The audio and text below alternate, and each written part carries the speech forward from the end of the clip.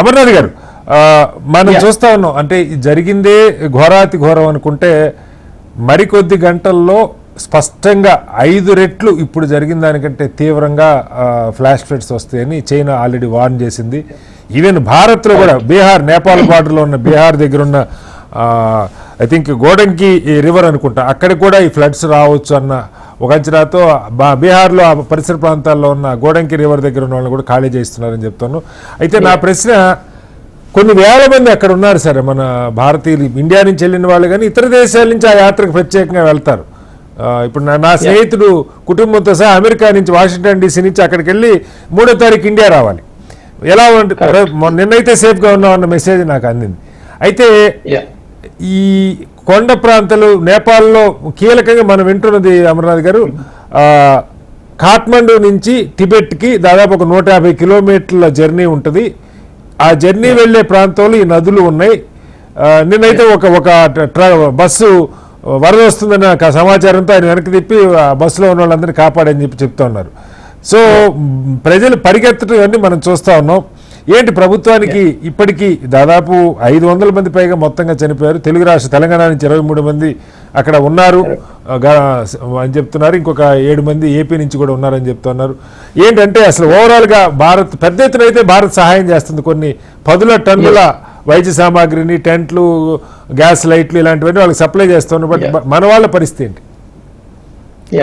శ్రీనివాసరావు గారు, మొదట ఇంత పెద్ద ఘోరం జరిగిపోయింది. సో ఈ ఘోరము సరే, అది దాని కారణాలు త్వరలో కొన్ని రోజుల్లో తెలుస్తాయి. బట్ ఎగ్జాక్ట్లీ కారణాలు తెలియడానికన్నా ముందు ఫస్ట్ అంతమంది ప్రాణాలు కోల్పోవడం, దానిలో ముఖ్యంగా భారతీయులు చాలా మంది ఉన్నారు అనేది కనబడుతున్నది, తెలుస్తున్నది. కొంతమంది పేర్లు వివరాలు తెలుస్తున్నాయి, కొంతమంది ఇంకా ఈషా ఫౌండేషన్ నుంచే 80 మంది గల్లంతయ్యారంటున్నారు అమర్నాథ్ గారు. ఎగ్జాక్ట్లీ. సో ఈషా ఫౌండేషన్ వాళ్ళు ఏదైతే ప్రతి సంవత్సరం 3 సార్లు మానస సరోవర్ యాత్ర వెళ్తారో, సో ఇదే రూట్ లో వెళ్తారు.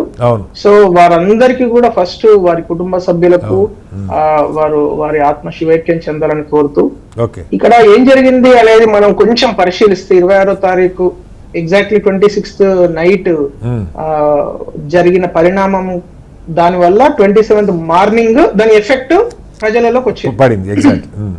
సో దానికి ఇప్పటి వరకు ఎగ్జాక్ట్లీ ఏం జరిగింది, చాలా మంది, అంటే ఎక్కువ మెజారిటీ ఆఫ్ సైంటిస్టులు, మెజారిటీ ఆఫ్ జియాలజిస్టులు, ఇందాక మన లక్ష్మణరావు గారు కూడా చెప్పేది ఏంటంటే, ఈ గ్లేషియర్ మూవ్మెంట్ అనేది ఇది ఫస్ట్ టైం ఇట్లాంటిది ఒకటి జరిగింది. ఇంతకు ముందు మనం కేదార్నాథ్ లో జరిగిన ఫ్లాష్ ఫ్లడ్, అప్పుడు ఒక క్లౌడ్ బర్స్ట్ అని మనము అదే 2013 సంవత్సరంలో మనం విన్నాము. అప్పుడు కూడా అనేక మంది పాపం చనిపోవడం జరిగింది. కానీ ఇప్పుడు ఈ గ్లేషియర్ మూవ్మెంట్ వల్ల మొత్తం ఒక పెద్ద పర్వతం యొక్క భాగం డైరెక్ట్ గా నదిలోకి వెళ్ళింది అని చాలా మంది సైంటిస్టులు చెప్తున్నారు. అయితే ఇక్కడ కొన్ని విషయాలు మాత్రము మనం ప్రత్యేకంగా మనము భారతదేశంలో, ఇందాక మీరు ఒక టెక్నాలజీ గురించి డిస్కషన్ చేశారు కాబట్టి ఆ యాంగిల్లో అసలు చైనాకు ఫస్ట్ ఈ గ్లేషియర్ మూవ్మెంట్ విషయం ఎప్పుడు తెలిసింది అనేది తెలియాల్సిన అక్కడ ఉన్నది. ఎందుకంటే చైనా ఏదైనా దాచిపెట్టిందా, లేకుంటే ఇగ్నోర్ చేసిందా, లేకుంటే ఇంటెన్షనల్ గా ఏదైనా చేసిందా, లేకుంటే న్యాచురల్ ప్రాసెస్ లో ఇగ్నోర్ చేసిందా అనేది ఒకటి తెలియాల్సి ఉంది. 2, అసలు నేపాల్ కి ఎప్పుడు వార్నింగ్ చేసింది? ఎందుకంటే చైనా తర్వాత డైరెక్ట్ గా ఉండేది నేపాల్, అంటే టిబెట్ చైనా కిందనే వాళ్ళు కన్సిడర్ చేస్తున్నారు కాబట్టి టిబెట్ తర్వాత, అంటే ఇప్పుడు మనం మాట్లాడే China means Tibet only, Tibet తో కలిపి. సో టిబెట్ తర్వాత ఉండేది, అంటే అత్యంత ఎక్కువ ఎఫెక్ట్ అవ్వగలిగే ఛాన్స్ ఉన్నది నేపాల్. సో ఇక్కడ నేపాల్ లో ఏదైతే రసువా డిస్ట్రిక్ట్ ఏదైతే ఉందో అదే ఇప్పుడు మేజర్ గా హిట్ అయింది. ఆ బూటెకోషి అండ్ త్రిశూలి 2 రివర్స్. అంటే ఈ త్రిశూలి అనేది ఏంటంటే సార్, అదొక పెద్ద ప్రాంతం, ఆ రివర్ ను ఆనుకొని చాలా ఏమంటారు రిసార్ట్స్, నివాస ప్రాంతాలు ఉన్నాయి, మొత్తం తుడిచిపెట్టిపోయింది. Exact, correct. సో అది చూస్తుంటే చాలా భయానకంగా కనబడుతున్నది. సో అయితే చైనా ఎప్పుడు నేపాల్ కు ఫస్ట్ ఇన్ఫర్మేషన్ ఇచ్చింది, నేపాల్ ఎప్పుడు ఇన్ఫర్మేషన్ పొంది? అమర్నాథ్ గారు, ఆ విషయాలు మనకు నాకు దానికంటే ఇప్పుడు భారత్ మనకి ఢిల్లీలో ఏపీ భవన్, తెలంగాణ భవన్ హెల్ప్ లైన్లు ఇచ్చారు. భారత ప్రభుత్వం కంటిన్యూగా మానిటర్ చేస్తూ ఉంది బ్రాడ్గా. అంటే ముందు మనం ఇప్పుడు, ఎందుకంటే ముందు కీలకంగా ఇప్పుడు మన ప్రజలు ఆందోళనతో ఉంటారు కాబట్టి మన వాళ్ళ సేఫ్టీకి సంబంధించి మన దగ్గర ఉన్న సమాచారం షేర్ చేసుకుందాం అంతే. సో 2 ప్రధానంగా మనకు తెలుస్తున్న, ఇందాక కూడా నేను మన ఫారిన్ అఫైర్స్ మినిస్ట్రీ నుంచి చాలా క్లియర్ గా ట్వీట్ చేయడం జరిగింది. వాళ్ళు ఇన్ఫర్మేషన్ ఇస్తున్నారు, దానికి సంబంధించిన హెల్ప్ లైన్ నెంబర్స్ పెట్టారు. స్పెషల్ గా కంట్రోలింగ్ రూమ్స్ తయారు చేసుకున్నాం మనము. మన రాష్ట్రాలకు సంబంధించిన పర్సన్స్ ఎక్కడెక్కడ, ఎందుకంటే మీకు తెలుసు శ్రీనివాసరావు గారు, కేదార్నాథ్ లో జరిగిన, లేకుంటే కాశీలో ప్రయాగ్రాజ్ లో అప్పుడు తోపులాట జరిగిన, ఏది జరిగినా తెలుగు వాళ్ళు ఎక్కువ మంది అక్కడ, అంటే భక్తి కారణాల దృష్ట్యా ఇక్కడ ఉండే కొంత నేను ఆ మూమెంట్ ఎక్కువ ఉంటుంది కాబట్టి ఎక్కువ మంది మన వాళ్ళు అక్కడ ఉండే అవకాశం ఉంది కాబట్టి వాళ్ళ కోసం ప్రత్యేకంగా ఇది చేయడం అనేది జరుగుతున్నది సార్. సో అది ముఖ్యంగా అది ఒకటి. రెండోది ఏంటంటే ఇప్పుడు మనం ఇందాక మీరు కూడా అన్నారు ఏపీ భవన్, తెలంగాణ భవన్ లో క్లియర్ గా అక్కడ పెట్టడం జరిగింది.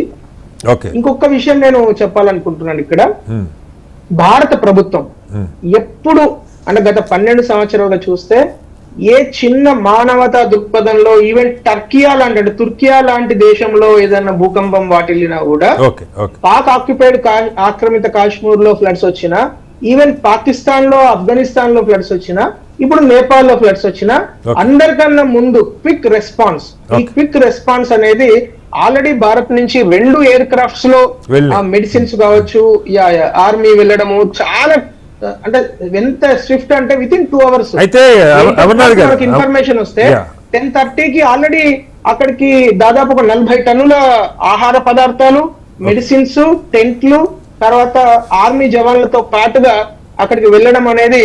సో భారత్ అనేది ఈ రోజు ప్రపంచంలో అంటే చెప్తారు టు గో అంటే 1 phone call అవే అన్నట్టు వెంటనే రెస్పాన్స్ ఇవ్వడం అనేది మన వైపు నుంచి మన వాళ్ళ కోసం అక్కడ ప్రయత్నం జరుగుతుంది.